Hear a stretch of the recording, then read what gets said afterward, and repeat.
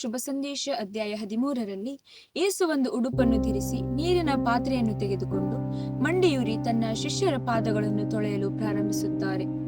ಇದರಿಂದ ಯೇಸು ತನ್ನ ಶಿಷ್ಯರಿಗೆ ನಮ್ರತೆಯ ಪಾಠ ಮತ್ತು ಪ್ರೀತಿಯನ್ನು ತೋರಿಸುವ ಸೇವಕನಾಗಿ ತನ್ನನ್ನೇ ತಾನು ತಗ್ಗಿಸಿಕೊಳ್ಳುತ್ತಾರೆ. ಪ್ರೀತಿ ಕೇವಲ ಶಬ್ದಗಳಲ್ಲಿ ಅಲ್ಲ, ಬದಲಾಗಿ ನಮ್ಮ ದಿನನಿತ್ಯದ ಕಾರ್ಯಗಳಲ್ಲಿ ವ್ಯಕ್ತವಾಗಬೇಕು ಎಂದು ಹೇಳಿಕೊಡುತ್ತಾರೆ. ನಮ್ಮ ದೈನಂದಿನ ಕಾರ್ಯಗಳಲ್ಲಿ ದಯೆಯು ನಮ್ಮ ಹೃದಯದಿಂದ ಅರಳಬೇಕು. ಆಗ ಮಾತ್ರ ನಾವು ಕ್ರಿಸ್ತನನ್ನು ಪ್ರತಿಬಿಂಬಿಸುತ್ತೇವೆ ಹಾಗೂ ಕತ್ತಲೆಯನ್ನು ಹೋಗಲಾಡಿಸಿ ನಮ್ಮ ಹೊಸ ಬದುಕನ್ನು ಜೀವಿಸಲು ಎಡೆಮಾಡಿಕೊಳ್ಳುತ್ತೇವೆ.